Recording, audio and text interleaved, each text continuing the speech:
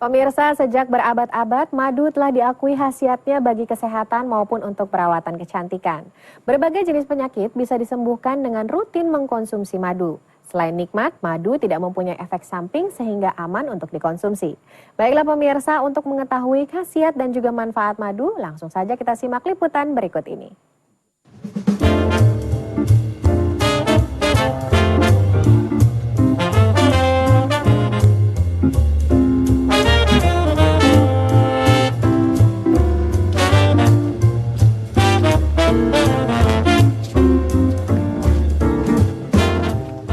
Tidak ada satupun penyakit di muka bumi ini yang tidak bisa disembuhkan dengan madu.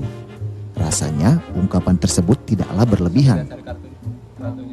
Madu yang mempunyai sejuta manfaat, mulai dari meningkatkan stamina tubuh, membantu meningkatkan kecerdasan otak, sampai mampu menyembuhkan beragam gangguan kesehatan.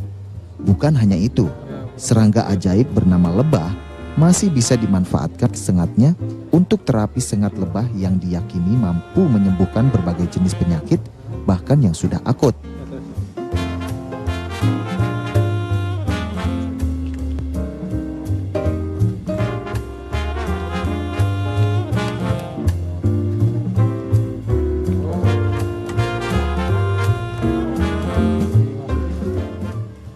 Fakta menarik lainnya, peternak lebah madu bisa terhindar dari penyakit kanker dan penyempitan pembuluh darah. Madu telah berabad-abad lamanya dipergunakan umat manusia. Selain berguna untuk menjaga stamina dan kesehatan, cairan kental yang dihasilkan lebah madu sering dimanfaatkan untuk kecantikan dan bisa membuat awet muda. Karena itulah permintaan madu nasional terus meningkat dari tahun ke tahun. Total kebutuhan madu mencapai kurang lebih 150.000 ton per tahun.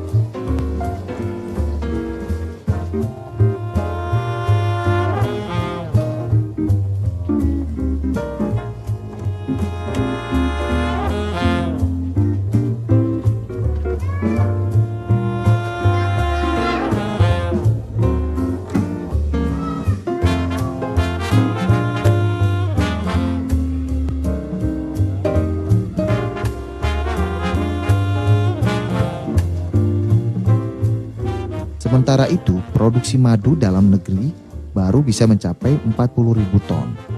Dengan demikian, usaha ternak lebah madu menjadi lahan yang cukup menjanjikan dan mempunyai masa depan yang cerah.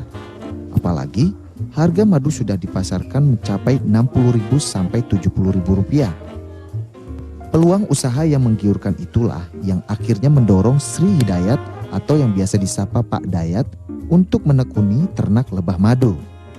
Saat saya dulu menjadi sales, saya itu dapat pelatihan di IPB masalah lebah madu ini.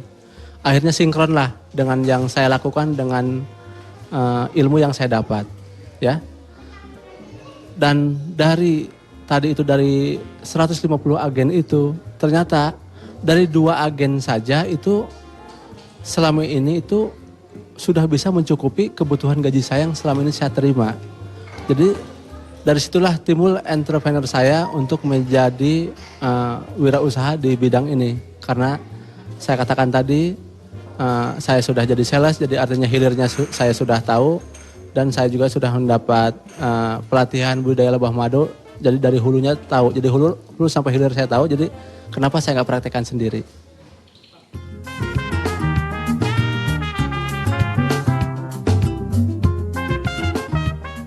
Besarnya permintaan pasar ditambah dengan harga madu yang menggiurkan, membuat dan mendorong orang untuk memproduksi madu asli tetapi palsu alias aspal. Namun, perbuatan tersebut tentu merugikan bagi pengusaha lebah madu asli seperti Pak Dayat. Bahkan, gara-gara ulah pengusaha nakal, banyak peternak lebah dan pengusaha madu skala rumahan harus berjuang ekstra untuk meyakinkan konsumen.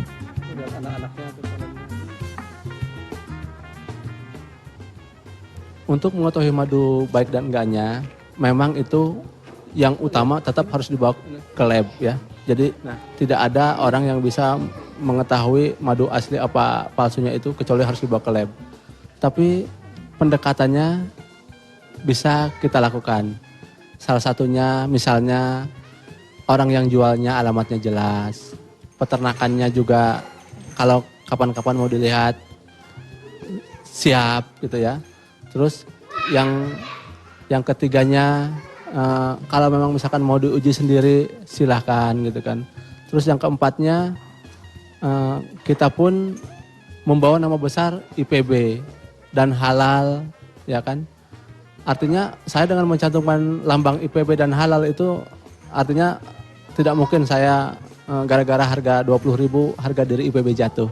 Itulah mungkin pendekatan kepada orang yang mau beli madu supaya beliau lebih yakin.